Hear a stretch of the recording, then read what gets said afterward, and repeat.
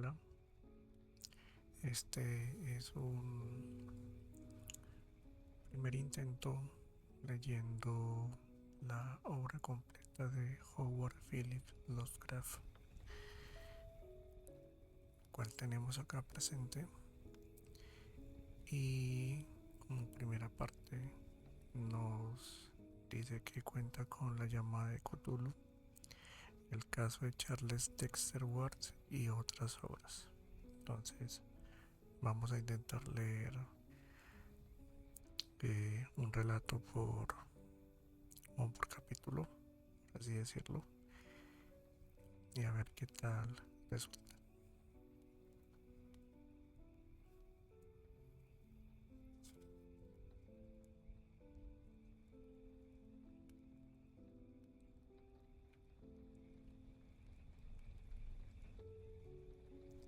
H.P. Lovecraft, volumen 1. Bueno, para este primer tomo tenemos La botellita de cristal,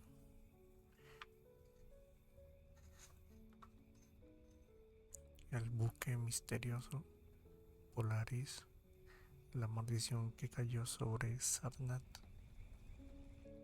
El árbol, hechos que se refieren al difunto Arthur Jarmin y su familia, La ciudad sin nombre, El ceremonial, Las ratas en las paredes, La casa habitada, El modelo de Pickman, El descendiente, La llamada de Cthulhu, La gente muy antigua, Ibit, El caso de Charles Dexter Ward, A través de las puertas de la llave de plata y El morador de las tinieblas.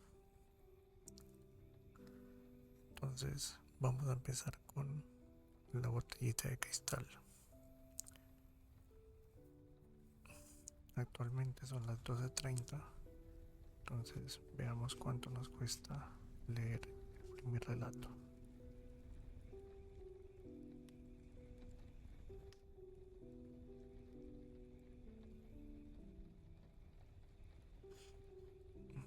Es una lástima que no se pudo ver casi todo el libro, pero bueno, ya veremos si más adelante cambia un poquito el formato.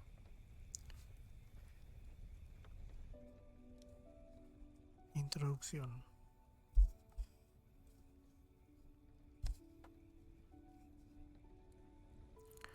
Vamos a comenzar por algo de lo que no es posible dudar. Howard Philip Lovecraft fue un genio dotado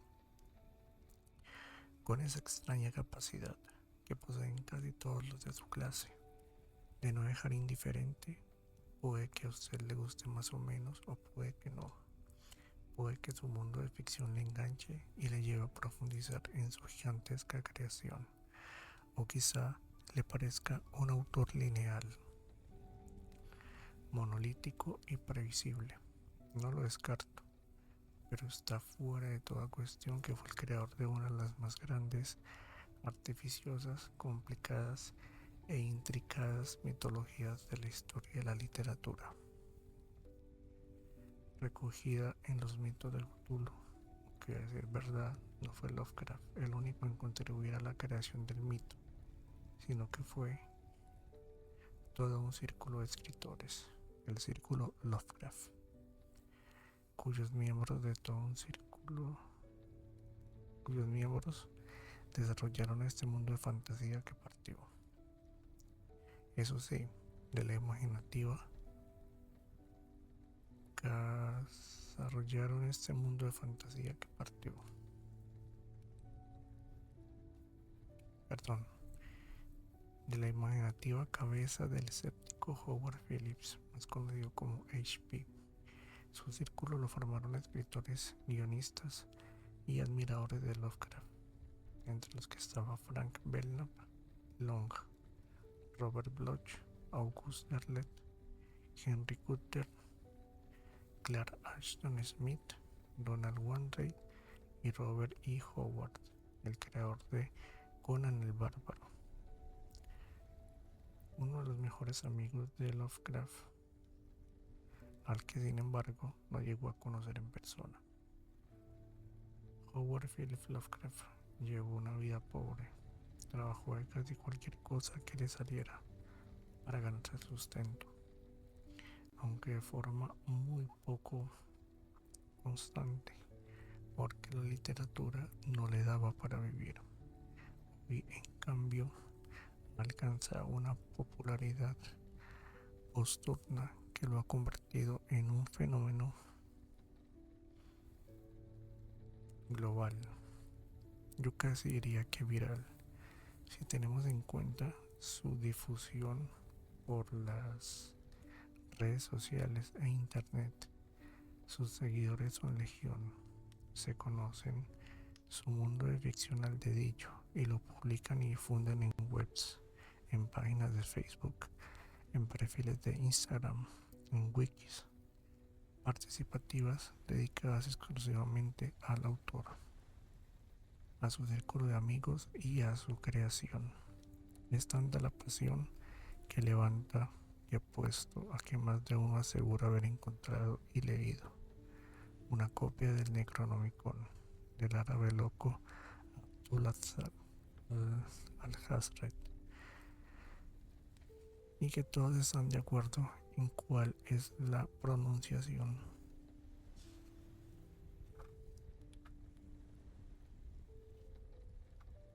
canónica de Cthulhu, a pesar de que el propio autor asegura que es la transcripción fonética aproximada de una especie de gargajeo gutural en un idioma extraterrestre. Sweet Home, New England. Howard Phillips Lovecraft nació en Providence, estado de Rhode Island, en Estados Unidos, el 20 de agosto de 1980. Allí, en la vieja, profunda y puritana Nueva Inglaterra, Land of the Braves, origen del país que es Estados Unidos, se desarrolla la base de toda su obra, incluso cuando sus personajes van de expedición a la Antártida, como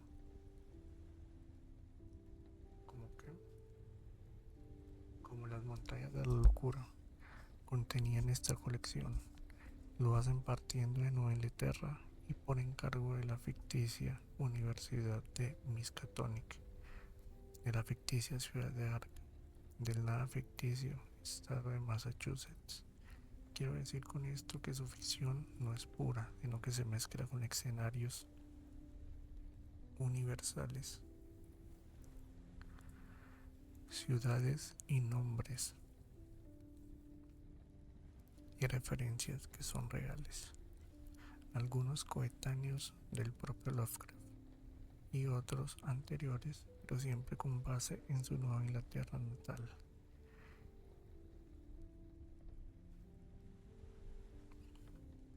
Incluso Providence, su ciudad, goza de infinidad de referencias y descripciones dentro de su obra, siempre con tendencia a ponderar y exaltar su antigüedad, su legado, su vejez. Queda claro que Providence es una ciudad tradicionalista, caduca y, por supuesto, gótica. Nueva Inglaterra, además, es un escenario magnífico para la clase de terror o de ciencia ficción, o más bien la mezcla de ambos. ¿Qué hace Lovecraft? Es una región que tradicionalmente está ligada a lo sobrenatural, sobre todo después de los hechos acontecidos en la ciudad de Salem, Massachusetts, entre 1692 y 1693, cuando más de 150 personas fueron detenidas y acusadas de brujería y sometidas a juicios de lo más dudoso, en los que la presunción de inocencia, las garantías procesales y cualquier derecho que pudiera tener un reo, culpable o no, fueron deliberadamente pisoteadas con el único fin de aplacar el miedo extendido en la población. Una lesión, la de que la histeria y es incompatible con la justicia, de la que la humanidad no acaba de aprender, a pesar de la larga fila de películas que se han filmado en Hollywood sobre los juicios de Salem.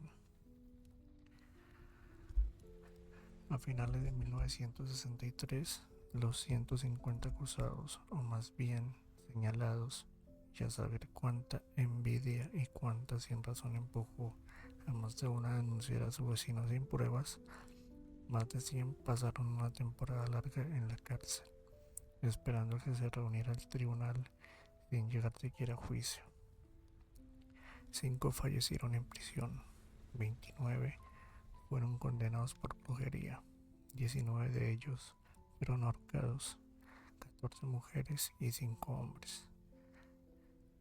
E incluso hubo hasta un muerto por las bestiales torturas a las que fue sometido, para que confesara al más puro estilo de la Santa Inquisición sus actos de hechicería.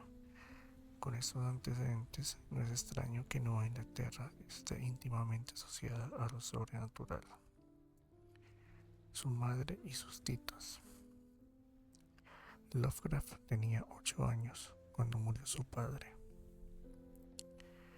Winfield Scott Lovecraft, 1853-1898. Aunque ya había perdido toda referencia paterna 5 años antes del fallecimiento de su progenitor, ya que W.S. Lovecraft se los pasó internado en el psiquiátrico de Providence, el Butler Hospital, aquejado de una neurosífilis, es decir, una sífilis no tratada, que se extiende al sistema nervioso y que acaba matando al paciente o dejándolo en coma. La cuestión es que la figura paterna desapareció.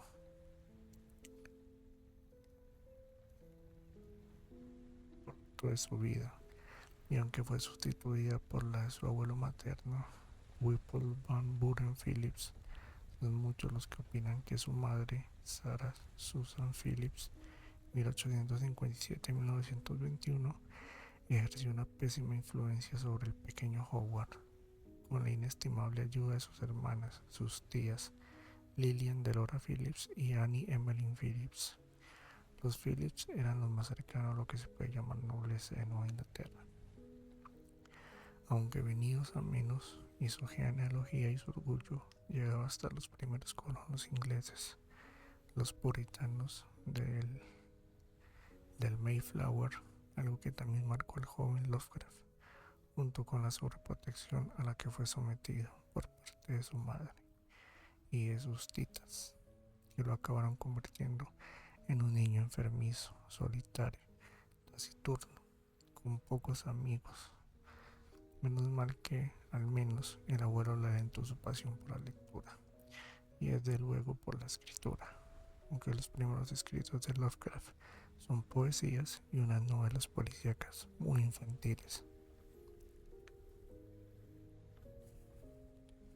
Tan dominado estaba por su madre que no se decidió a casarse hasta después de su muerte, y en 1921, aunque, por supuesto, sus titas no vieron con buenos ojos la unión, se dice que Lovecraft era una persona asexual. Incluso el famoso director de cine Guillermo del Toro rodó un documental sobre la vida del autor Lovecraft, Fear of Unknown, donde se asegura que, entre otras cosas, era un hombre poco masculino y nada atraído por las mujeres.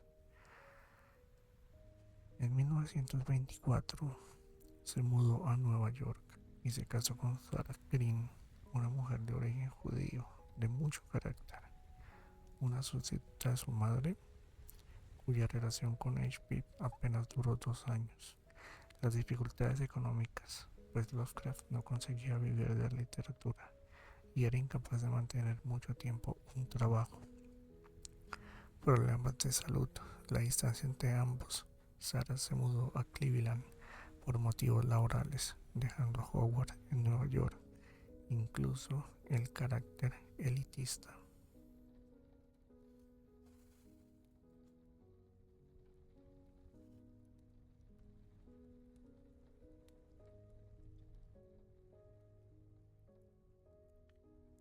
Incluso el carácter y el chiste de Lovecraft, de como se ha dicho, era un caballero anglosajón, descendiente de la pata del Cid, que hicieron imposible el matrimonio, pese al divorcio firmado en 1926. Y frente a los que defienden la tesis de la sexualidad de Lovecraft, su exmujer declaró en una ocasión que Hoffer es un amante excelente y adecuado. Bueno, como primera parte voy a dejar esta pequeña introducción. Aún falta, son varias páginas, pero creo que es una muy buena intro de más de 10 minutos.